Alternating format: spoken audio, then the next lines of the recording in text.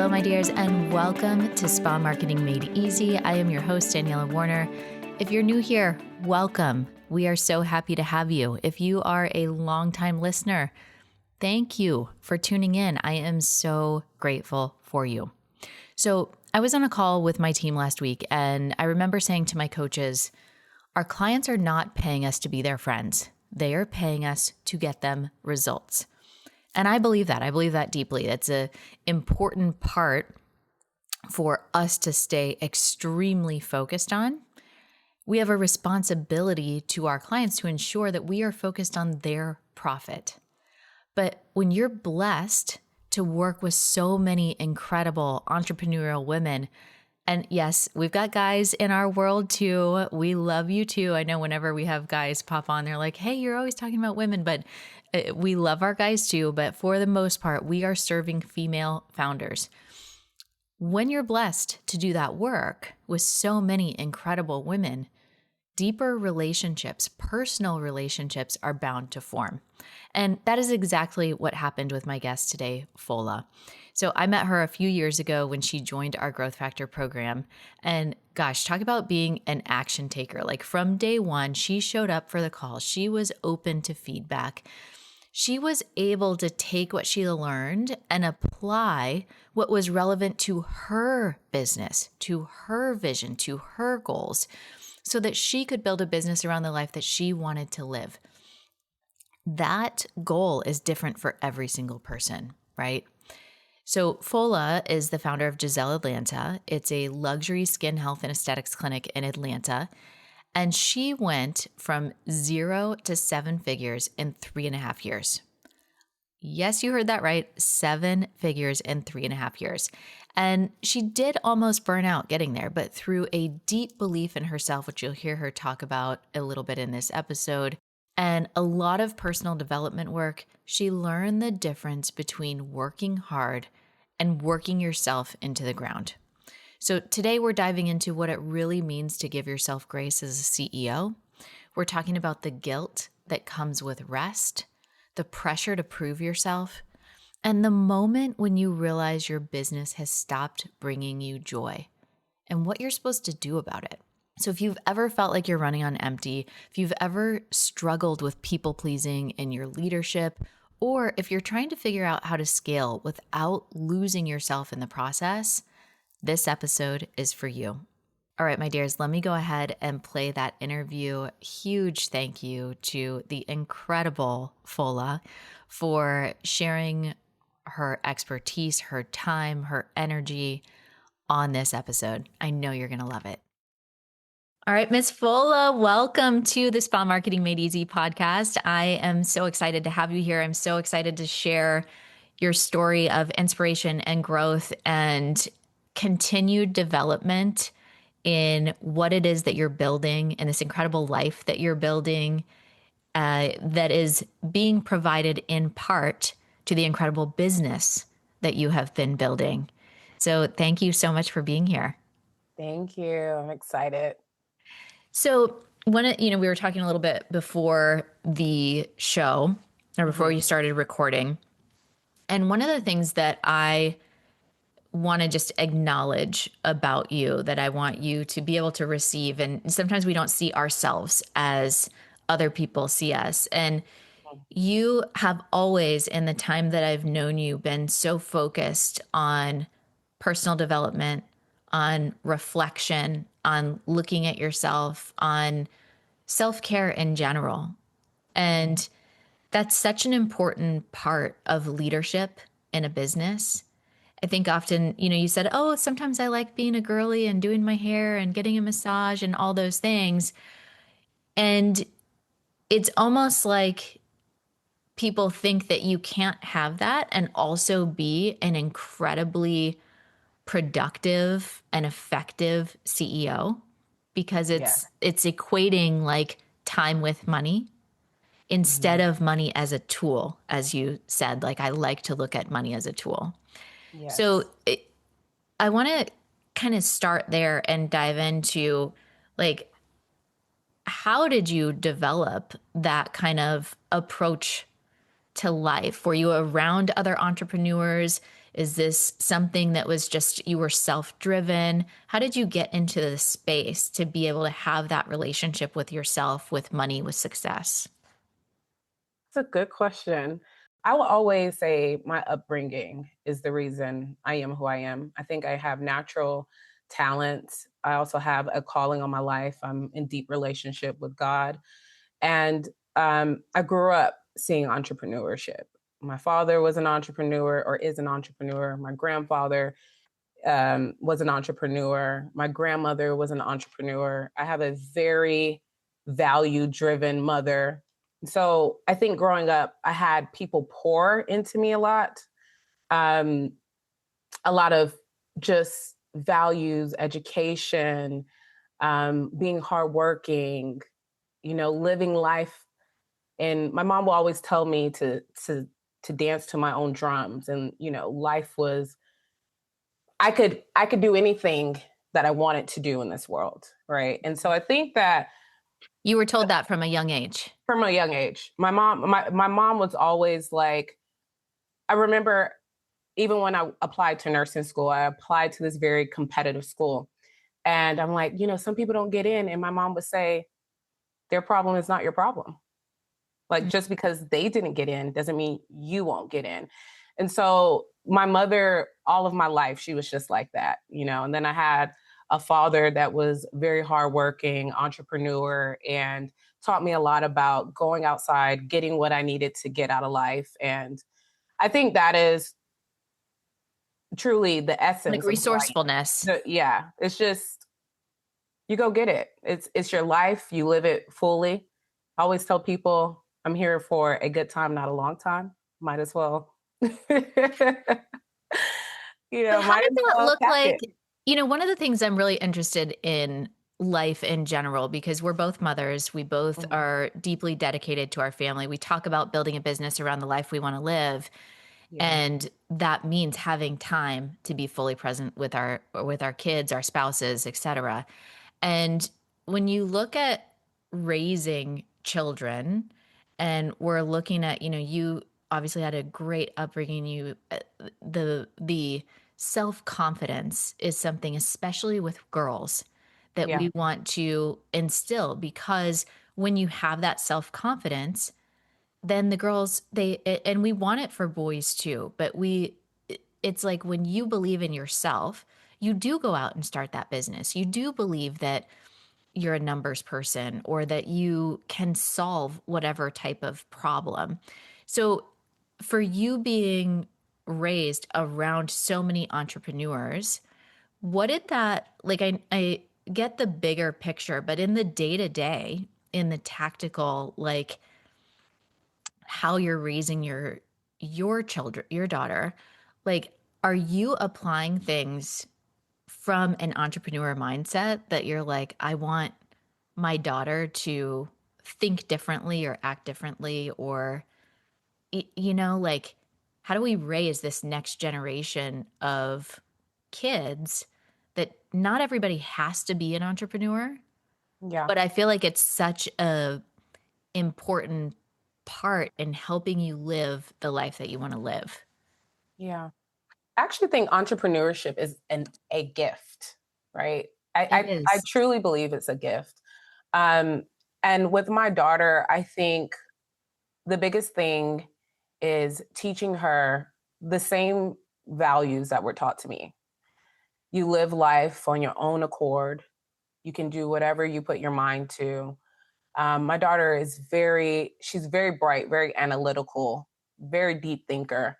And those are her gifts. I think children are born with natural gifts. And then as a mother, you see those gifts and you nurture them. And so with Giselle, she's very matter of fact. She's very driven naturally on her own. Like the child literally will check her own grades and say, "Oh, I have a 92. I need a 96." But I also, honestly, too, I'm Nigerian. My father is Nigerian, and there are certain cultural values that just are passed down from generation to generation. And so I'm doing the same with my daughter, but trying to be a little bit less less tough, like some balance, right? Mm-hmm. Teaching her that rest is okay. Just because if you got a 92 and you did your best, then that's okay, as long as you do your best, so that she can still give herself grace as well. So let's talk about how that applies to you and your leadership style with your spa. Because I Mm-hmm. remember you are a 7-figure spa owner. How long did Mm-hmm. it take you to get to 7 figures? So this is August would be 4 years. So 3.5 years. 3.5 years. Okay. So when we first met, that was your number one goal. Mm-hmm. And it was above all else. Like I was like, would you be happy if you hit 900,000? And you said no. You're like, Yeah. I'm going to be real with you, Daniela. I want 1 million. And I was like, Yeah. okay. But I see this like this drive, this passion, this commitment to growth, to reaching and attaining your goals. And yet you're here talking about being gentle with yourself and being Mm-hmm. gentle. So how do you talk to yourself? How do you the internal voice or the way that we feel about ourselves? Now you've crossed the $1 million mark. So you've made it there. Yeah. Are you giving yourself some grace? Are you giving yourself some peace? Or do you have like the next goal? Because I think this is a battle with entrepreneurs is it's you hit 1 million. All right, let's go to 10, you know? Yeah. I'll be honest with you. I remember when we first met and you kept asking, Fola, you sure you want $1 million? You sure you want $1 million? Like, is it? And I was like, why does this woman not want me to have $1 million? And then I remember when we first met, was that in DC? It was in DC. Yeah. And you were like, Fola, give yourself some grace. I was like, give myself some grace. And I think in that season, or a lot of seasons in my business or in my life in general, I've always been the harder I can work, the harder I can work, the harder I can work, which as women, I think it really puts you in your masculine. Well, yes, 100%. And those Mhm. first couple years of business, I think really up to the 250 to $300,000 mark, you're hustling. Like Oh, absolutely. you got to figure it out, like, Yeah. but there has to be you can't sustain that pace. It has to be a balance because the hard work is not the issue if you are still pouring into yourself and Hmm. pouring into the things that are important. The hard work is an issue when it holds you captive, right? And so I would feel guilty when I would rest. I'm like, oh, I have something to do. I have something to do. I have something to do. And I think that time that we had in DC is when it hit me like a bus. Fola, you're not giving yourself grace and you're going to burn out. You're going to become resentful of this business, which did happen for a short period of time. I had to take some time off to just, and this is where the personal development piece comes in, right? Why do I feel the need to run myself in the ground in order to be successful? And Hmm. at the time, we weren't a 7-figure business, but I mean, You were we still were doing we were great. doing really well. Um, but I was so stressed. I was so Mhm. stressed. I was so unhappy at a certain time. Like originally when I created the business, it brought me so much joy. I felt like so much I had so much passion and purpose for it. And somewhere where I noticed, oh wow, I'm doing this, I started to put so much pressure on myself instead of giving myself grace. And then I started resenting it. The switch came that day. You said, Fola, give yourself some grace. And then we kept having that conversation. Do you really want that $1 million? And I had to ask myself, is it the $1 million, or am I operating in a space where I feel like I have to prove something? And when Mhm. I let go of the need to prove and just let it be, like you have seasons sometimes where you're just maintaining, you have seasons where there's growth. And as long as my family, and I remember you asking me, Follow, write down what is most important to you. My business was last. You had a whole page. I made you guys write for 5 minutes, and you had a whole page, and every single thing was your family. Mhm. And I was like, where? That's why I kept drilling you on it, because I'm like, Yeah. there's a disconnect happening here. There's nothing Mhm. wrong with wanting $1 million. I believe that Absolutely. there is so much abundance in this world that every single spa owner, every single business owner that wants that, especially today with the tools that we have with AI and like you you can have that. Like if that is Absolutely. truly your desire, there is more than enough for all of us. But at what cost? At what cost? And that's the thing is like when we talk about building a business around the life you want to live, it's actually going much deeper and understanding what brings you joy, what makes you Mhm. happy, and Yeah. disconnecting the dollar amount that your business brings in with your worth and value and success as a human being. And that's a big problem, which is why I kind of started with the family and the morals and the values, because I think that so often we get that. I did, where I equated my success when I was in my 20s with the amount of money that I made. If I Mhm. don't make six figures, I'm a loser. Mm. Like that was ultimately the story that was going on in my head. Yeah. And I mean, I didn't say it to myself that bluntly, but that was my belief. Like Mhm. I missed out on a lot of things in my 20s because I was so focused on hitting six figures in revenue. Mhm. And I think that's a problem.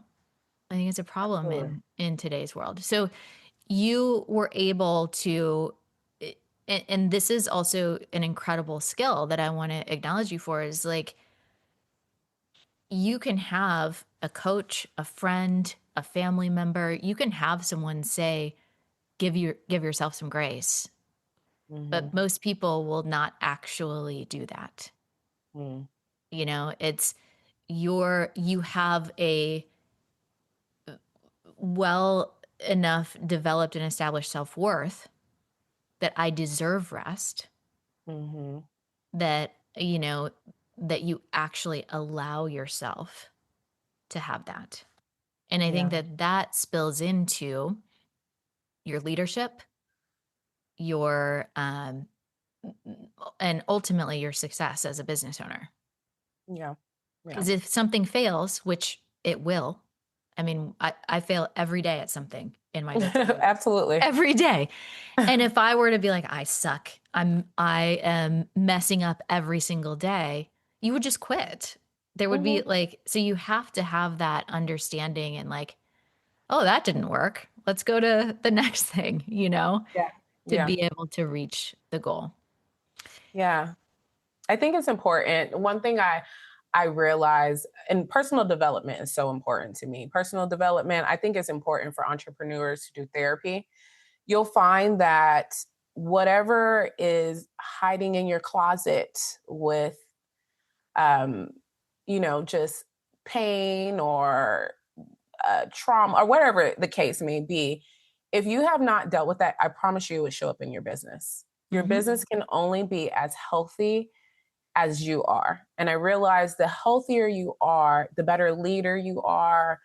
You have to be very good at conflict management. And if you have not dealt with yourself, you cannot run a healthy business.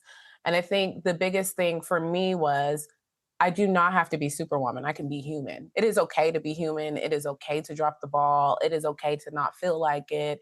It is okay to fail. Um, and I'm the oldest, right? So I'm the oldest girl in my family. I have 8 siblings. I've been responsible for people for a very long time, right? And my family, I am their they love me. I'm their joy. My father, my mother is always like, "Oh, look at your sister," and so pressure would come from that as well because you're like, as much as Gizel, I want to make her proud. I want to make my family proud. I want to make my siblings proud.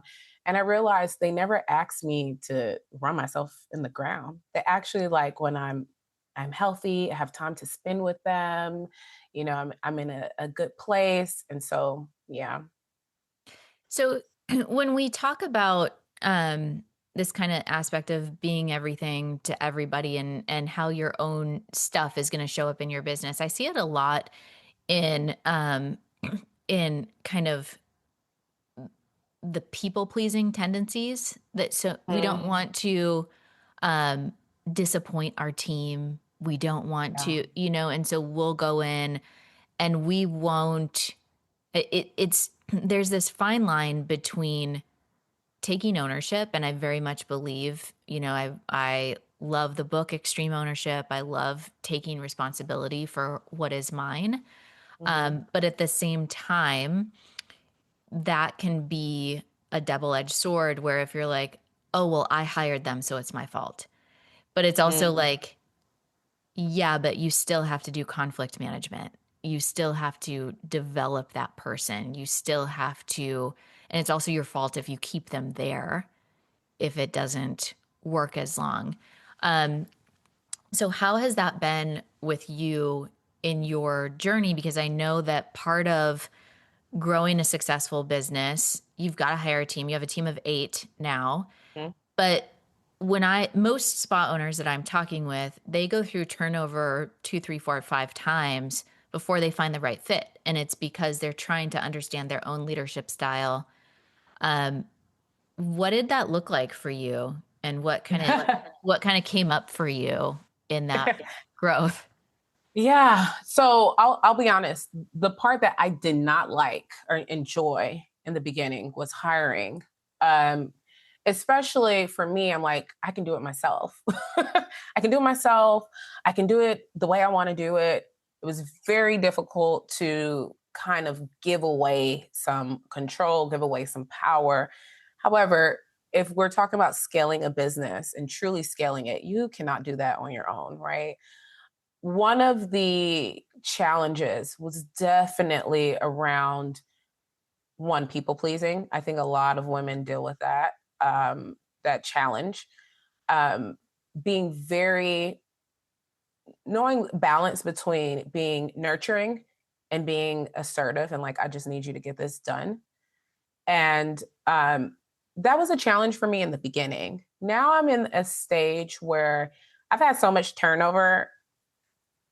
I'm like, it's just, it happens. I'm no longer tying it to, oh, it was my leadership, oh, I did something wrong.